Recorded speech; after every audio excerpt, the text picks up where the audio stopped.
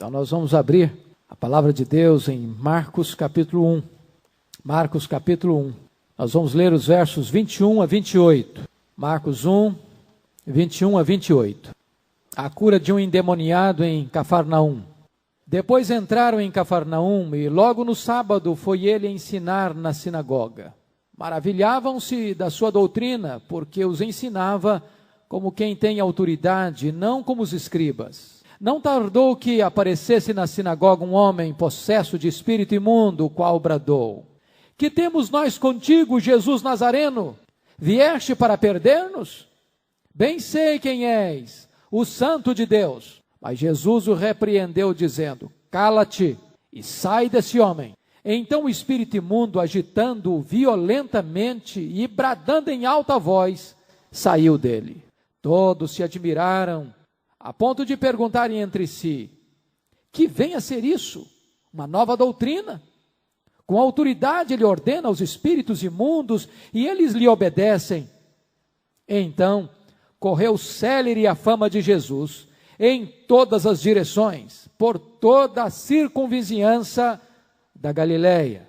Amém. Tema para nossa meditação: a autoridade do Filho de Deus. Se vocês notarem, a partir deste verso 21 até o verso 38, Marcos está nos dando o que nós poderíamos chamar da agenda diária de Jesus Cristo. Ele está mostrando como foi o dia de Jesus no seu trabalho. Notem vocês que logo de manhã, no verso 21, Jesus Cristo está entrando na sinagoga para participar de um culto, onde vai ministrar a palavra de Deus. Em seguida, ele vai, olhem vocês ao verso 29, e saindo eles da sinagoga, foram para a casa de Simão, onde ele cura a sogra de Pedro. Logo depois, no entardecer, versículo 32, ele está na rua atendendo uma multidão de gente enferma, curando os enfermos e endemoniados, libertando os endemoniados. Se você notar, alta madrugada, Jesus Cristo está no deserto, orando, buscando ao Pai. E se você perceber, ao raiar do dia seguinte, ele está indo para as cidades anunciar a palavra de Deus. Marcos fecha aqui o círculo de um dia de trabalho de Jesus Cristo. Na sinagoga de manhã, na casa de Pedro, em seguida, começo da noite atendendo a multidão na rua, de madrugada no deserto orando. Quando o dia amanhece, ele está indo para outras cidades para anunciar a palavra de Deus. Isso mostra para você que, na verdade, Marcos está sempre preocupado em mostrar o Filho de Deus agindo, trabalhando, realizando alguma coisa. Porque este é o evangelho da ação. E aqui, esse texto vai iniciar então o que nós poderíamos falar dos milagres de Jesus Cristo, dos ensinos e dos milagres do Senhor Jesus Cristo. Então, introdutoriamente eu chamo a sua atenção para alguns pontos. Primeiro ponto que me marca profundamente nesse texto é que Jesus era um pregador estratégico. Por que estratégico?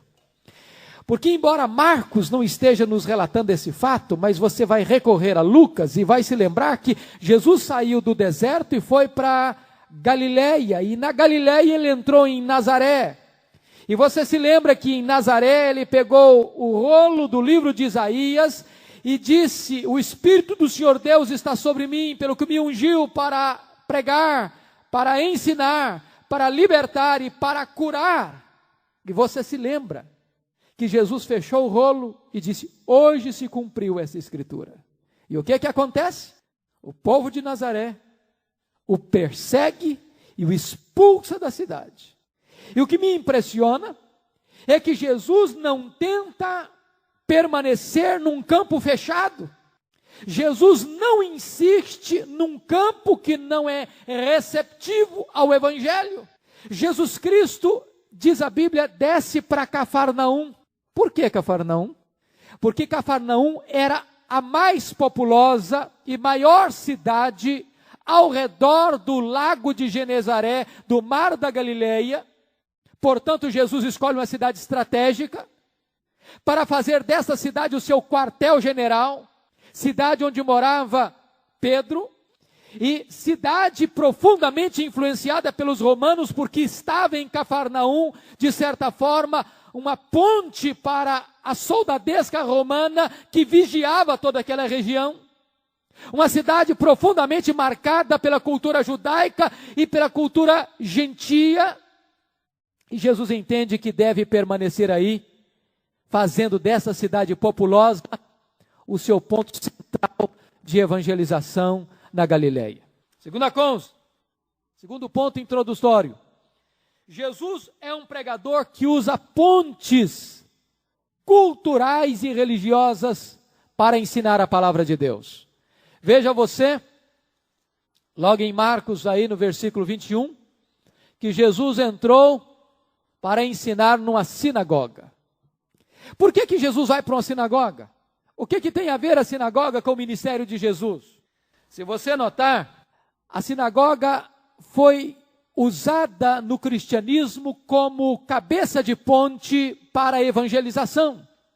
Porque na sinagoga os judeus piedosos se reuniam, não apenas no sábado, mas 3 vezes por semana, e alguns judeus piedosos se reuniam na sinagoga todos os dias. Onde estava o povo, aí estava Jesus. Jesus sempre caminhava na direção do povo. Jesus era um homem popular. Jesus era o homem do povo. Jesus era o homem que percorria cidades. Jesus era o homem pregador que estava onde as multidões se encontravam. Ali ele estava no meio do povo. Ele caminhava na direção do povo. E se você perceber a sinagoga, iniciada lá no cativeiro babilônico, depois da destruição do templo de Jerusalém, a sinagoga era o centro de ensino da lei de Deus. Talvez a sinagoga fosse mais importante do que o templo, porque o templo era centralizado, apenas um templo em Jerusalém, e a sinagoga se multiplicou por toda a região de Israel, porque a cada 10 famílias tinha uma sinagoga. Para cada grupo de 10 famílias havia uma sinagoga. Em toda a aldeia judaica havia uma sinagoga. A sinagoga foi a ponte principal de evangelização do mundo. Porque ali estava um grupo estudando a lei de Deus, e então se levava ao ensino da palavra de Deus, e a partir dali se evangelizava, anunciando o evangelho da graça do Senhor Jesus Cristo. E Jesus muito bem soube aproveitar este gancho, esta ponte cultural e religiosa para a evangelização. Se você notar, Paulo utilizou este recurso, tanto lá em Antioquia da Pisídia, tanto em Icônio, tanto em Tessalônica, onde Paulo chegava e encontrava uma sinagoga, aí ele começava o seu ministério, aí ele começava a sua pregação. Isso mostra para nós que nós devemos estar atentos às portas que se abrem, se nós queremos êxito no ministério da evangelização. Terceiro aspecto, Jesus é um pregador que tinha o hábito de estar na casa de Deus. Você nota aí que depois entrar em Cafarnaum e logo no sábado foi ele ensinar na sinagoga. Em Lucas 4,16, somos informados que Jesus tinha o costume de ir à sinagoga. E ele tinha o costume de ir na sinagoga em Nazaré. Isso mostra para nós que Jesus era alguém acostumado a ir à igreja. Ele era acostumado a ir ao culto. Ele cresceu dentro dessa cultura, ele cresceu com este hábito, ele cresceu com este princípio, ensinando a nós que também não podemos desenvolver apenas uma espiritualidade pessoal, intimista, particular, mas devemos também desenvolver uma espiritualidade coletiva. Reunimos-nos na casa de Deus, estarmos buscando a coletividade para adorarmos a Deus dentro da coletividade. Este é um princípio que Jesus está nos ensinando. Quarto lugar, Jesus é um pregador que une o conhecimento e o poder espiritual. Vejam vocês que ele ensina e ele expulsa demônios. Ele é poderoso em palavras e ele é poderoso em obras. Ele tem conhecimento e ele tem autoridade. Ele prega aos ouvidos e ele prega os olhos. Ele fala sobre o poder e ele demonstra o poder. Ele associa palavra com vida. E este, certamente, é um dos princípios mais extraordinários que o Senhor Jesus Cristo está nos ensinando. Vocês notam que talvez seja esta a principal crítica que se tece à igreja contemporânea. Falta de autoridade, falta de poder. Quando, na verdade, os pregadores falam, mas não têm autoridade. Eles pregam, mas não são boca de Deus. Eles pregam aos ouvidos, mas não pregam aos olhos. Jesus, para nós, é modelo neste aspecto. Dito isso, à guisa de introdução, eu chamo a sua atenção para os dois aspectos nesse texto que Jesus revela a autoridade. Em primeiro lugar, a autoridade de Jesus para ensinar. A autoridade de Jesus para ensinar. Está claramente expresso nos versos 21 e 22. Ele entrou no sábado na sinagoga para ensinar. Maravilhavam-se da sua doutrina, porque os ensinava como quem tem autoridade e não como os escribas. Então vejamos alguns pontos. Primeiro, Jesus tem autoridade para ensinar porque ele é a própria verdade. Naquela época, os escribas eram os chamados doutores da lei. Eram os mestres da lei. Eram os precursores do rabinato. E estes escribas, os mais especialistas deles, tornavam-se os rabis, os grandes mestres. E a sinagoga, de certa forma, exercia grande influência, porque era na sinagoga que existia o ensino, a formação das pessoas.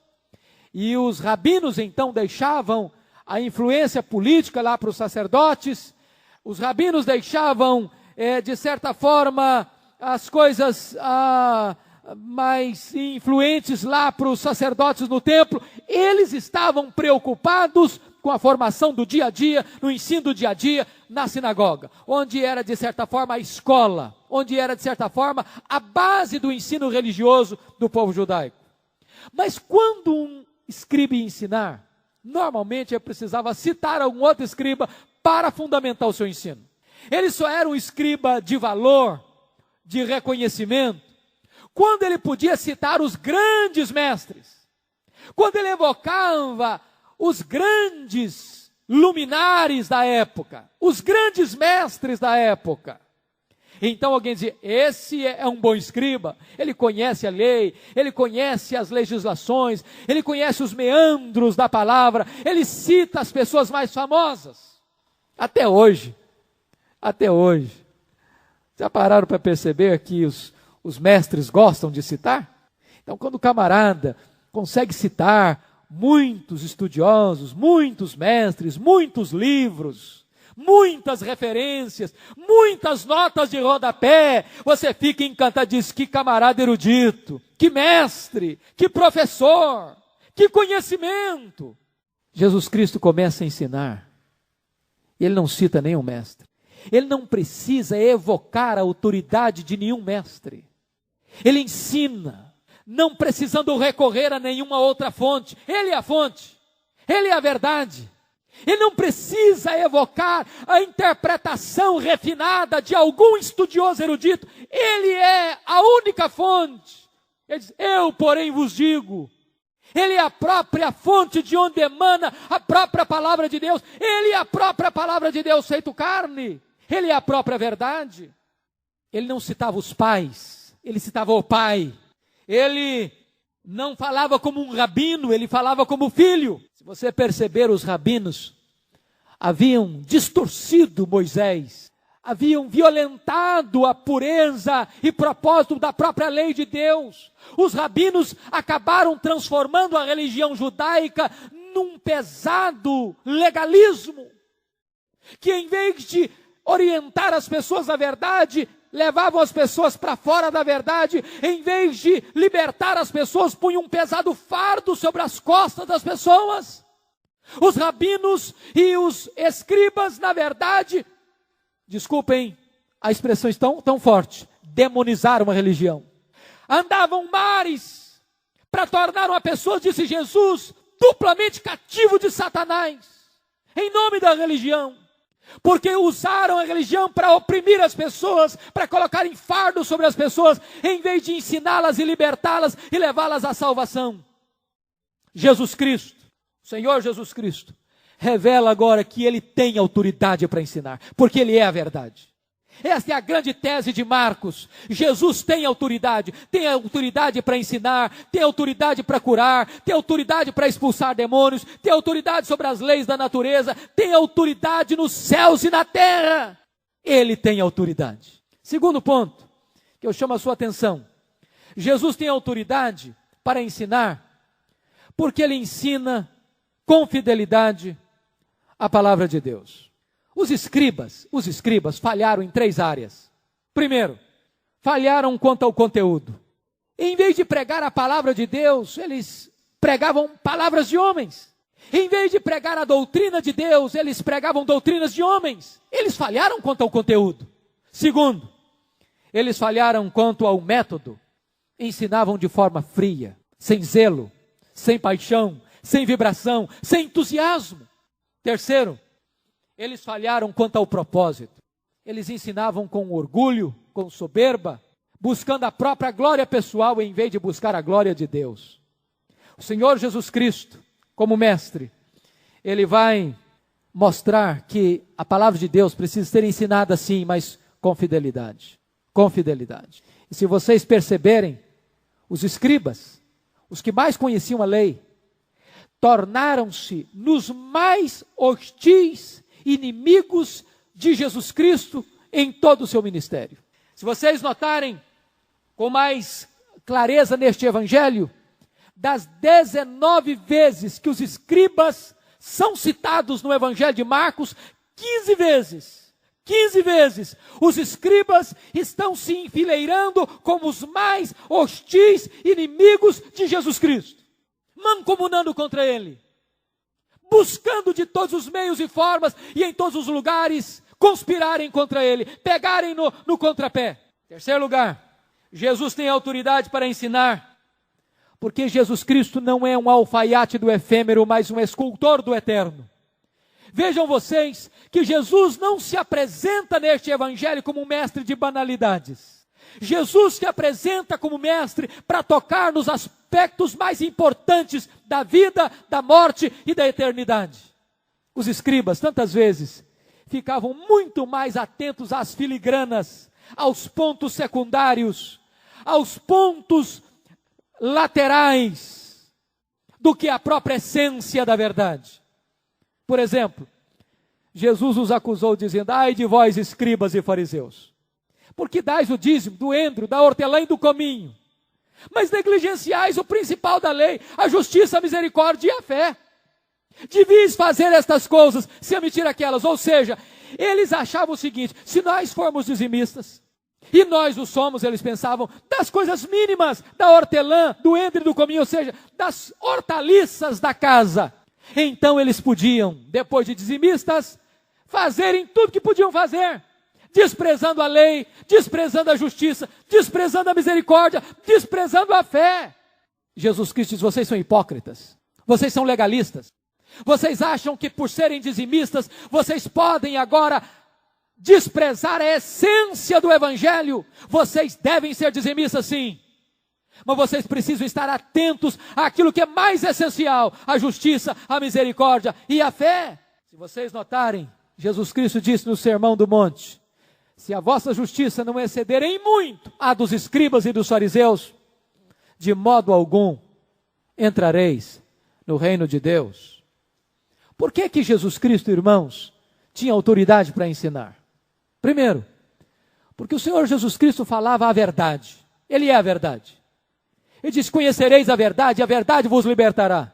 Santifica-os na verdade, a tua palavra é a verdade. Ele diz: eu sou a verdade. Mas os escribas estavam ensinando o povo, não para conduzir o povo à verdade, mas ensinando preceitos e normas e regras e leis que o povo não podia suportar, o povo não podia cumprir. E em vez de ensinar o povo na verdade, desviava o povo da verdade. Segundo, Ele falava acerca de assuntos de grande importância, de grande relevância, daquilo que era essencial, daquilo que era vital.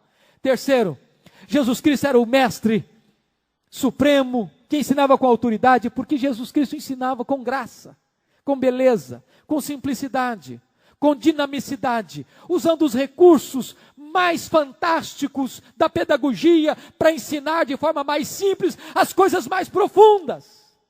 Enquanto o ensino dos escribas era seco, como a areia do deserto. Jesus ensinava com autoridade, porque ele ensinava, disse ele, tudo aquilo que ele tinha recebido do coração do Pai, isso ele transmitia para o povo. Mas os escribas estavam continuamente citando aqueles que não tinham autoridade, como que cavando em cisternas rotas para fundamentar o seu ensinamento. Primeira tese de Marcos, portanto, é que Jesus tem autoridade para ensinar. Vamos ver a segunda e última tese de Marcos nesse texto. Jesus não apenas tem autoridade para ensinar, mas Jesus tem autoridade para expelir demônios, ele tem autoridade sobre os próprios demônios. E vamos ver aqui alguns pontos extremamente importantes. Primeiro, a possessão demoníaca é um fato inegável, conforme o verso 23. Não tardou para que aparecesse na sinagoga um homem possesso de espírito imundo. Há dois extremos nesta questão, irmãos, na época de Jesus e hoje também. Primeiro extremo, aqueles que negam a realidade da possessão. Há algumas pessoas que não creem que haja este fenômeno da possessão demoníaca. Segundo extremo, é o extremo de dizer que qualquer insanidade mental e desassociação mental é possessão demoníaca. Também é um erro. T.L. Osborne, um famoso evangelista americano, que realiza cruzadas no mundo inteiro, diz nos seus livros que toda esquizofrenia é possessão, que toda insanidade mental é possessão, no que discordamos frontalmente. Não podemos aceitar esta tese de que doença mental necessariamente é sinônimo de possessão demoníaca. Vamos ver outros dois extremos. Primeiro extremo, achar que a possessão demoníaca era algo só existente na época do ministério de Jesus, na época do estabelecimento da igreja primitiva. Assim pensa William Hendrickson, um dos mais conceituados expositores reformados, no que discordamos também frontalmente. O outro extremo, o extremo de achar que a possessão demoníaca é algo indiscriminado, absolutamente comum, ao ponto de qualquer doença, qualquer perturbação mental seja denominado e caracterizado como possessão.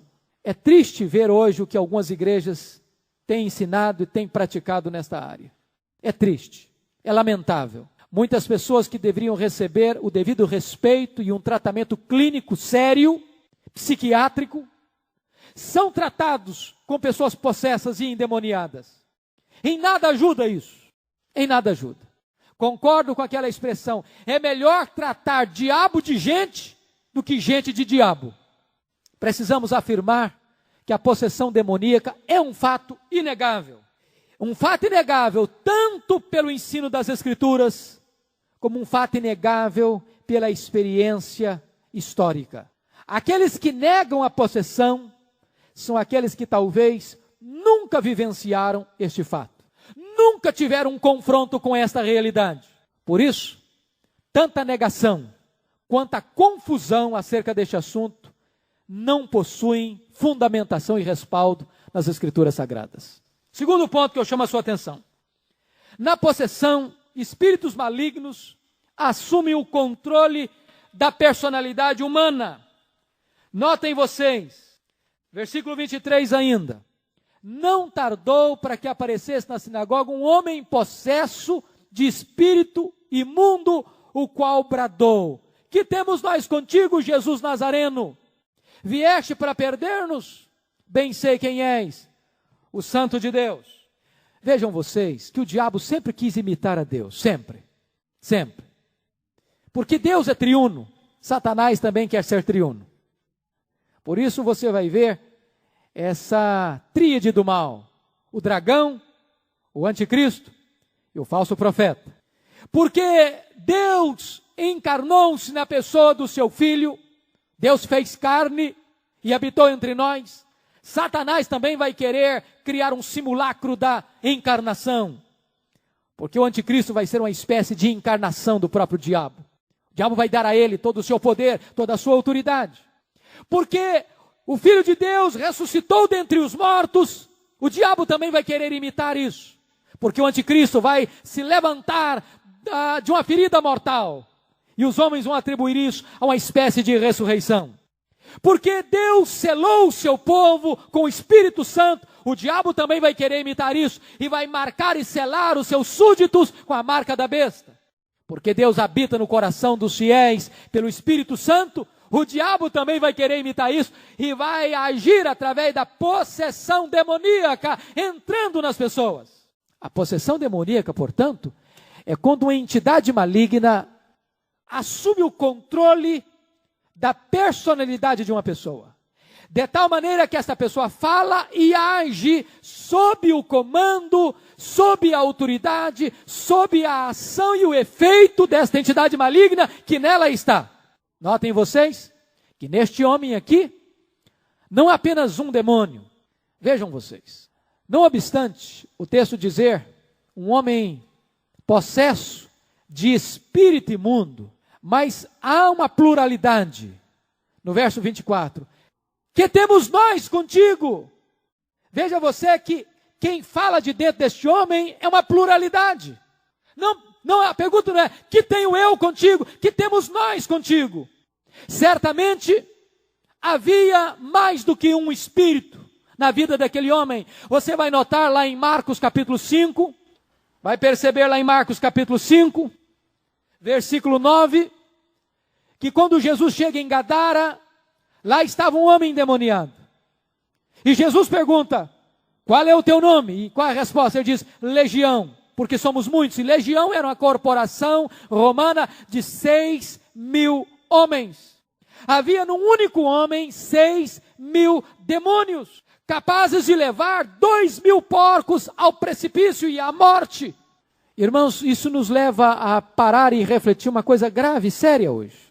Nós estamos vivendo uma cultura demonizada, numa cultura que flerta com o satanismo, numa cultura aberta ao ensino de demônios, numa cultura que valoriza o ocultismo, que aplaude o ocultismo. O ocultismo hoje está entrando de chofre nos meios de comunicação de massa. A nossa juventude foi profundamente influenciada pelos Beatles, os 4 cabeludos de Liverpool, que influenciaram a década de 50 e 60 com 3 coisas sérias: drogas, ocultismo e sexo.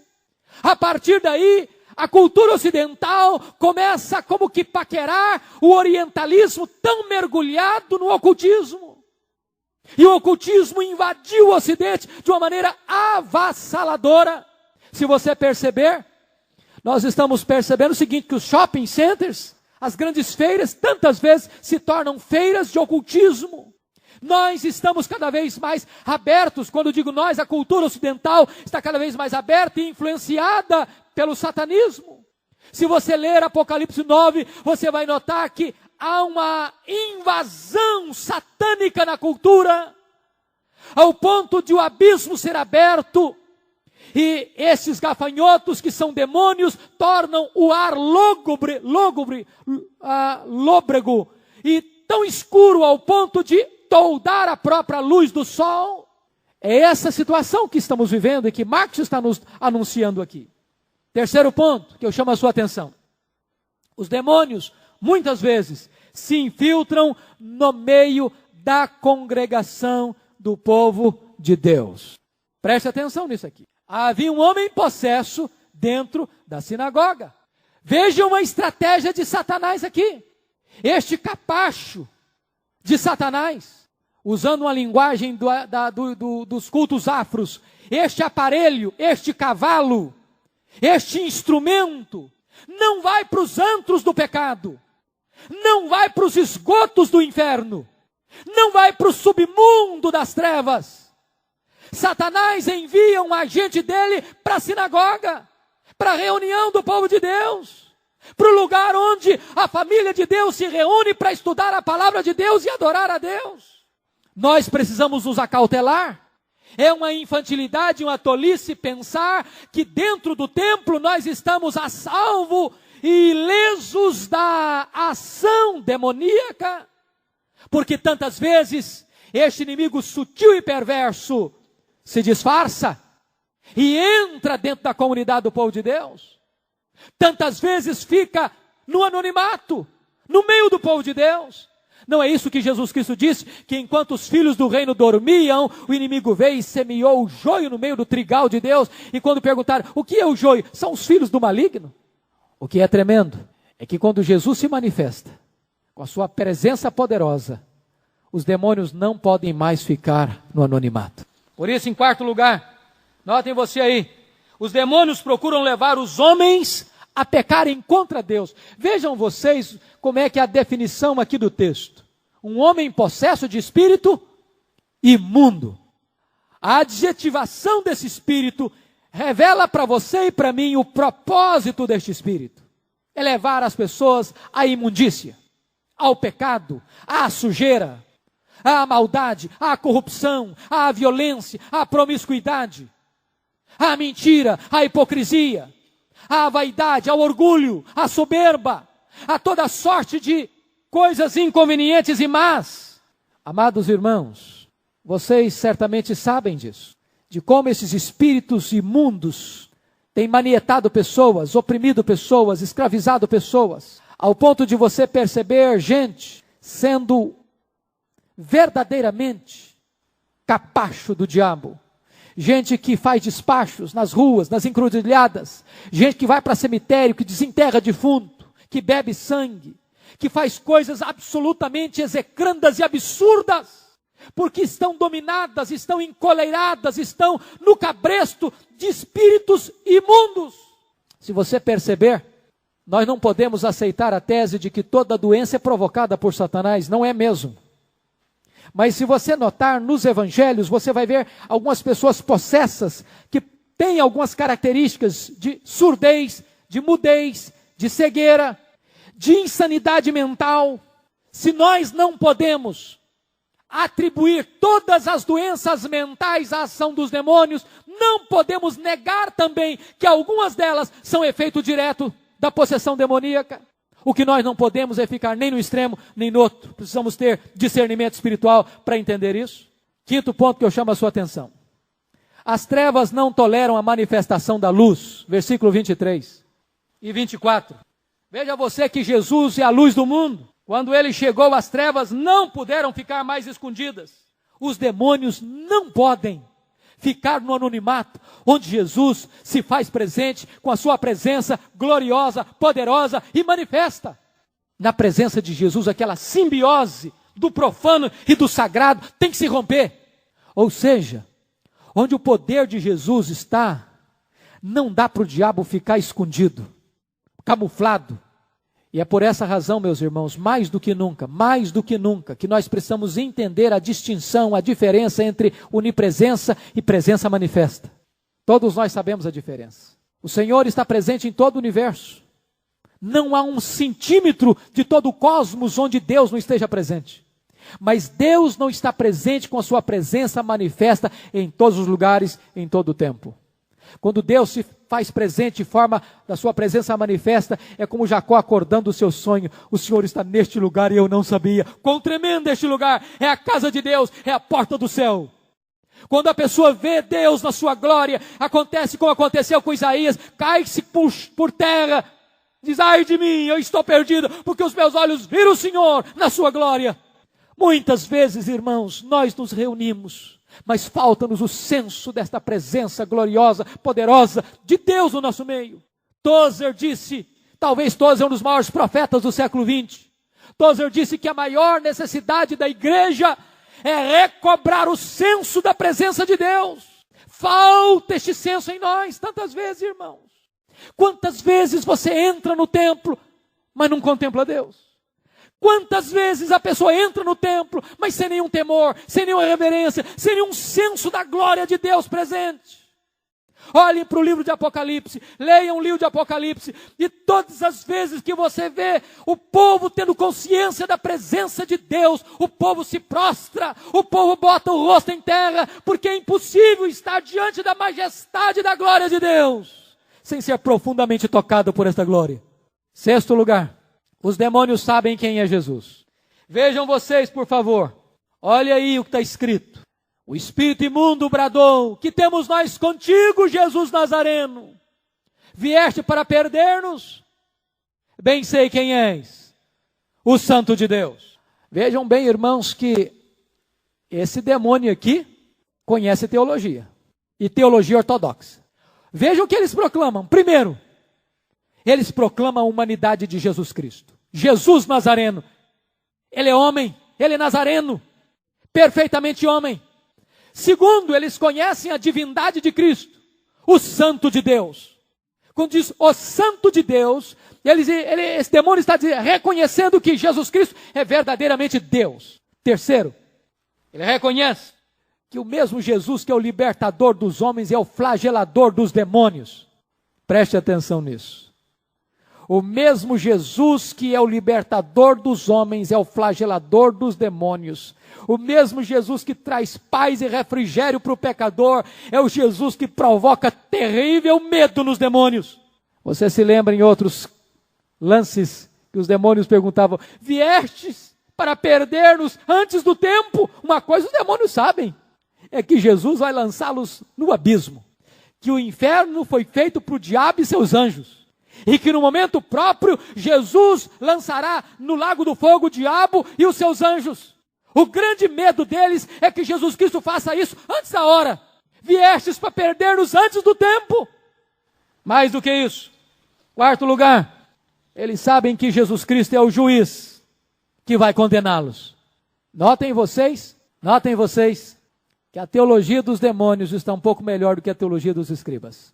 A teologia dos demônios está melhor do que a teologia de muitas pessoas. A fé dos demônios está acima da fé de algumas pessoas. Diz a Bíblia em Tiago 2,19 que os demônios creem e tremem. A fé demoníaca é racional e sentimental. Ele crê e treme. Mas o demônio crê, treme, obedece compulsoriamente, mas é incapaz de amar a Jesus. É incapaz de intimamente se deleitar nesta obediência. Diz a Bíblia que o demônio se retira, obedece a ordem, mas não o faz com prazer. Ele tem que bradar. Sétima lição: Jesus não aceita o diálogo com os demônios. Que lição preciosa Jesus está ensinando. Jesus repreende, Jesus ordena. Ele decreta uma ordem clara, concisa, peremptória e imediata: cala-te e sai desse homem. O demônio tem que obedecer prontamente. A palavra que aparece no grego é seja amordaçado. Notem vocês que a partir daí o demônio grita, mas não fala mais nada. Ele está amordaçado. Ele está debaixo de autoridade. Ele não tem mais autoridade de falar. Isso significa o seguinte, que Jesus não entabula diálogo com o diabo, com os demônios.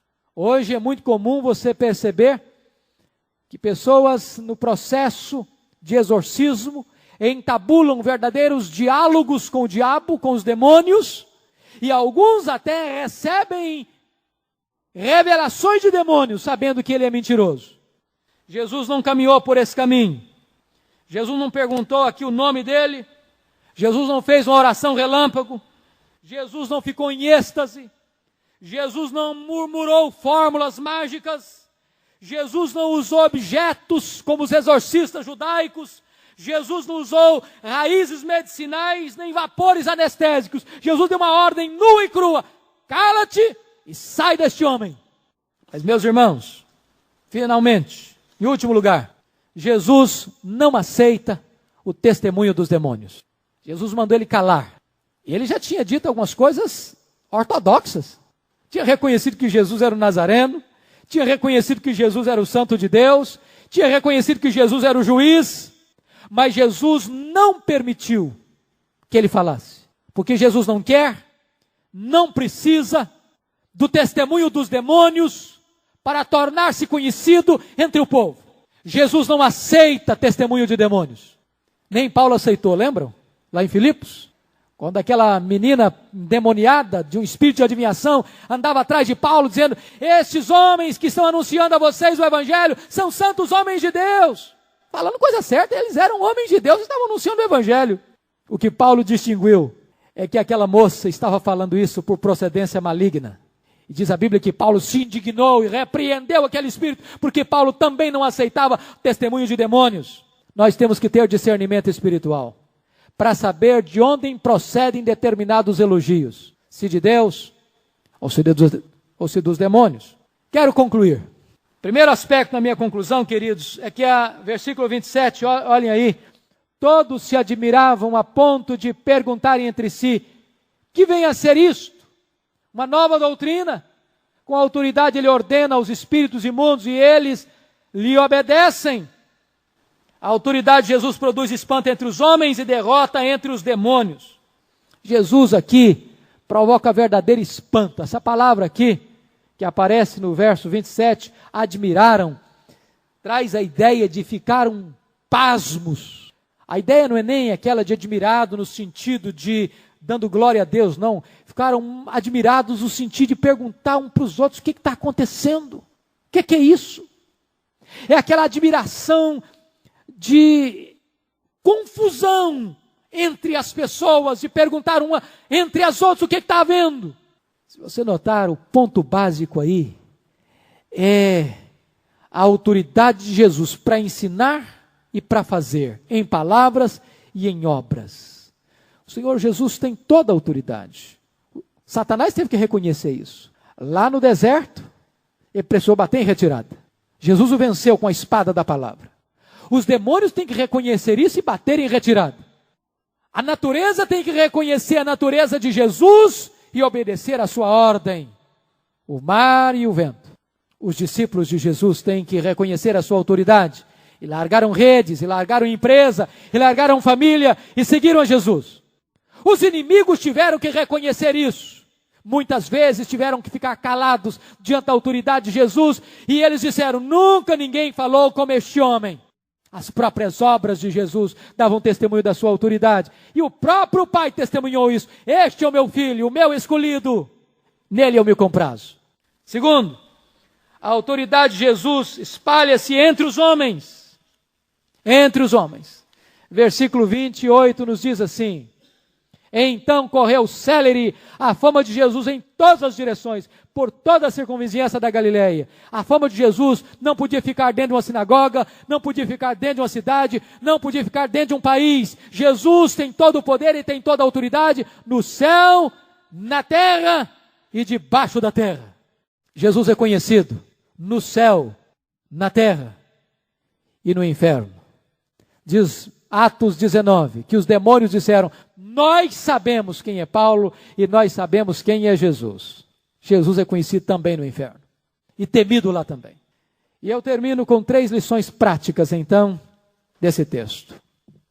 Primeira lição prática, queridos irmãos, é a inutilidade do mero conhecimento intelectual da religião. Os escribas conheciam a lei, no entanto, se tornaram os piores inimigos de Jesus Cristo. Temos que ter muito cuidado de termos apenas conhecimento sem obediência. Os grandes teólogos da época foram os mais hostis inimigos de Jesus Cristo. Segunda lição: o mero conhecimento de fatos e doutrinas do cristianismo não nos salvará. Se você é apenas um conhecedor da teologia, da doutrina, a sua fé talvez não seja melhor do que a fé dos demônios. Os demônios tinham uma profissão de fé, uma profissão de fé ortodoxa. Estavam perdidos. Estão perdidos. Sempre estarão perdidos.